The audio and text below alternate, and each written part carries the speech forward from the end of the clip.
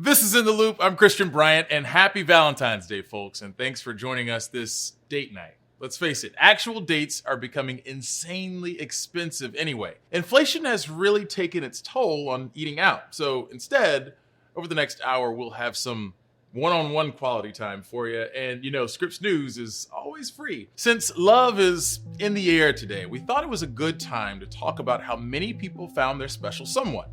For a majority of America's young people, the answer is dating apps. According to Pew Research Center's latest data on online dating, 30% of US adults say they've used a dating app. This number is up from just 11% in 2013 and has pretty much held stable since 2019. We sat down with therapist Matt Lundquist, who works with couples. He says in recent years, dating apps come up in his sessions often. How many couples we've seen who met through a dating app of some kind, that has trended up pretty steadily and continually. It accelerated yet again in the pandemic. So it's become a big part of people's relationships and people's dating lives. It's become kind of the presumptive way that people are, connecting and meeting people to date. But before dating apps, there were dating sites. Let's take a trip down memory lane to explain how online dating has changed over the years. More people were gaining access to computers in the 80s and 90s. The 90s rom-com You've Got Mail was one of our first pop culture introductions to online dating.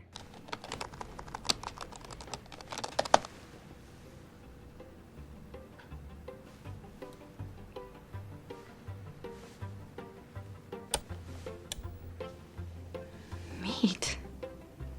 Oh my God.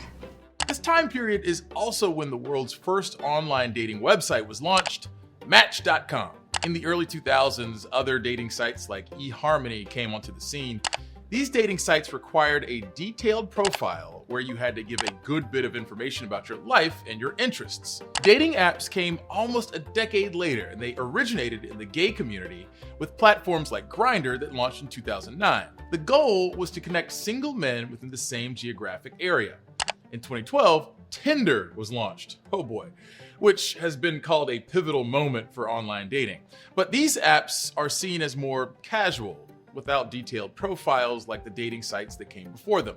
They became associated with hooking up, basically casual encounters rather than steady dating. Although there's limited research on dating apps since they're still fairly new, experts say this is because users can quickly glance at someone's physical appearance and see if there's an attraction before moving on to the next person. Nevertheless, Tinder tops the list of dating sites and apps Pew studied, and it's particularly popular among adults under 30. Hinge was released in 2013, and Bumble came out in 2014 when a former Tinder executive decided to branch out and create a new type of platform where women can make the first move. Dating apps have expanded the pool of people you can meet, and users say they're likely to meet people on the apps they wouldn't have met otherwise. But Matt says because of all this choice, dating apps can also be tiring, and attitudes towards dating have shifted. There are a lot of people, and a lot of people are talking about this, who are kind of cynically swiping and almost the expectation when they open their phone and look at 10 or 20 or 50 people, which is not an uncommon number to swipe through in a sitting, when they agree to go on a date with somebody, the energy around that is really cynical. Like, oh, I have a date with somebody from Bumble, like, Bumble, it's probably going to be awful. That there's just a lot of cynicism about it. A survey of 518 to 54-year-olds from April of last year found that about 80% experienced emotional burnout or fatigue with online dating. With that said, some people have great luck with these apps and their relationships end in marriage. Pew says 20% of people under the age of 30 have married or been in a committed relationship with someone they met on a dating app. According to The Knot, in 2021, Tinder was responsible for pairing over a quarter of newlyweds who met online, which may be surprising as many people know this is the app for more casual relationships. When online dating was newer, it was taboo. There was a stigma around meeting someone online.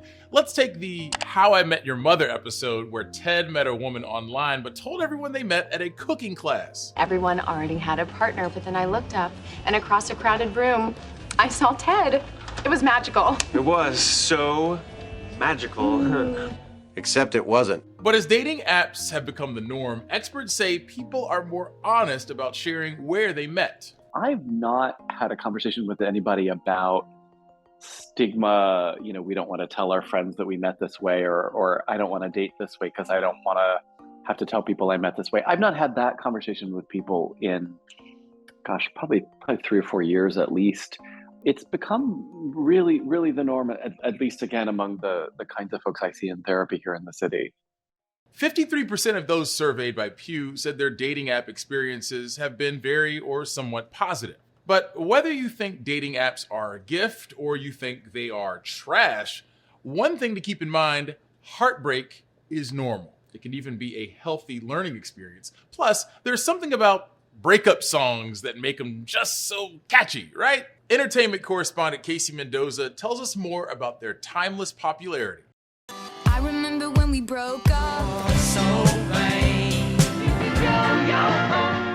Breakup songs. We know them all too well, singing them in our cars past red lights and stop signs, while dancing on our own at home, begging to uncry tears, and reminiscing about the way we were. Songs about heartache like Carole King's It's Too Late, Adele's Rolling in the Deep, and Whitney Houston's performance of I Will Always Love You have won the Grammy Awards for Record of the Year. 2021 was the year of the breakup album, with Olivia Rodrigo's Sour, Adele's 25, and Casey Musgrave's Star-Crossed. That same year, Taylor Swift, the pop star queen of breakup songs, released the 10-minute version of her re-recorded song All Too Well, which quickly became the longest song ever to reach Billboard's #1 spot. So why do we love breakup songs so much? One psychotherapist told Vice that the music lets people experience our collective heartbreak in a way that is safe, contained, and shared. There's catharsis in breakup songs, and clinical psychologists say they can release dopamine and oxytocin, literally helping listeners release stress and anxiety. Even sadder, softer, and slower breakup songs can be emotionally engaging and soothing. The most streamed breakup song on Spotify is Lewis Capaldi's Someone You Loved. Garnering 2.6 billion streams since it came out in 2018, the track is also the 4th most streamed song on Spotify overall. Casey Mendoza, Scripps News.